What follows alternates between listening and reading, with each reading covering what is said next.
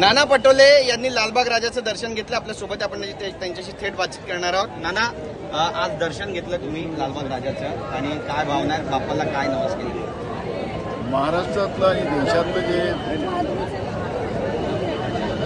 सरकार आहे ते लोकशाही व्यवस्थेच्या विरोधातलं सरकार आहे। या देशातल्या श्रीमंत लोकांसाठी काम करणारे हे सरकार आहे।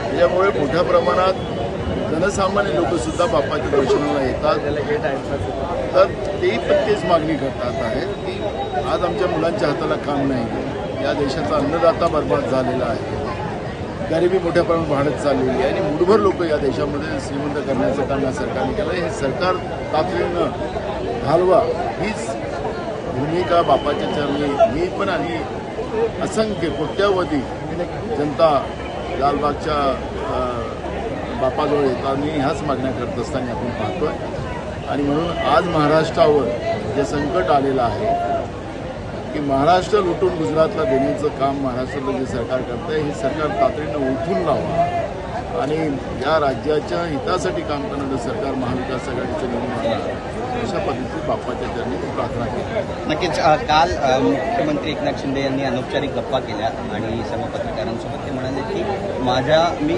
पांढऱ्या रंगाचे कपडे घालतो, त्यामुळे पांढरा रंग हा कुणासोबतही मिसळतो आणि कुणालाही फेंट करू शकतो। अजित पवार यावर म्हणतात की मुख्यमंत्री जे म्हणतात ते योग्य आहे।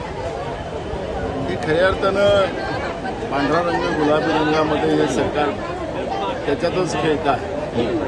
महाराष्ट्रामध्ये गेल्या 6 महिन्यामध्ये पावणे 2,000 शेतकऱ्यांनी आत्महत्या केल्या। अन्नदात्याची काय अवस्था आहे ती समजतं। महागाईच्यामुळे सामान्य लोकांचं जगणं मुश्किल झालेलं ते लोकांना दिसत नाही सरकारला। बेरोजगारांचे प्रश्न मोठ्या प्रमाणात या महाराष्ट्रामध्ये निर्माण झालेले आहेत, गरिबी मोठ्या प्रमाणात वाढत चालली आहे, महागाई मोठ्या प्रमाणात वाढत चालली आहे आणि राज्याचं सरकार भ्रष्टाचारामध्ये लुप्त आहे। त्यामुळे या कलर रंगामध्ये पडण्यापेक्षा महाराष्ट्राच्या विकासासाठी तुम्ही काय केलं हे खोटे आकडे दाखवण्यापेक्षा या राज्याच्या विकासासाठी तुमचं काही देणं देणं नाही आणि रंगामध्येच खेळणं या सरकारचं जे आहे आणि त्याच्यामुळे पांढरा रंग आणि गुलाबी रंगामध्येच हे खेळतात आहे। यांना माणुसकीसाठी काम करा एवढं या सरकारने त्याच्यावर मंथन केलं पाहिजे अशी भूमिका आमची। नक्कीच एक शेवटचा प्रश्न आहे नाना, आपण पाहतोय की गेल्या काही दिवसांपासून ज्या पद्धतीनं सरकार सुरू आहे, 2024ची आता विधानसभेच्या निवडणूक आहे, काय वाटतं तुम्हाला नेमकं काय होईल? कारण आता काल धनगर आरक्षणाबाबत बैठक झाली, धनगरांनाही आता आश्वासन दिलं आहे की ST मधून त्यांना आरक्षण दिलं जाईल, कसं पाहताय? त्यांनी जी सुधाकर शिंदे समिती बनवलेली आहे ती काही प्रोसिजर नाही आहे। ते पुन्हा धनगरांना फसवण्याचं काम जसं फडणवीसांनी केलं तसंच एकनाथ शिंदे करतात आहे। एवढंच मला त्या ठिकाणी बोलायचं, त्याच्यापेक्षा जास्त काही बोलायचं नाही आहे। आणि या माध्यमातून राज्यामध्ये आदिवासी वर्सेस धनगर जी परंपरा फडणवीसांनी रोवलेली आहे हीच परंपरा हे रोवण्याचं काम आपल्या एकनाथ शिंदे करतात आहे।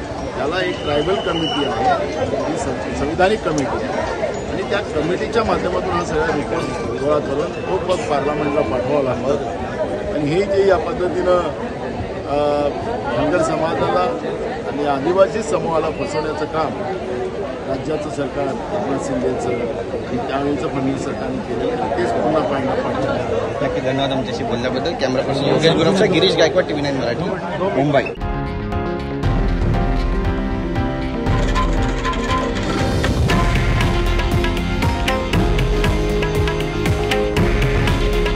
हे आहे देशातील नंबर 1 न्यूज नेटवर्क आणि आपण पाहत आहात TV9 मराठी। काळजी तुमची, हित महाराष्ट्राचं।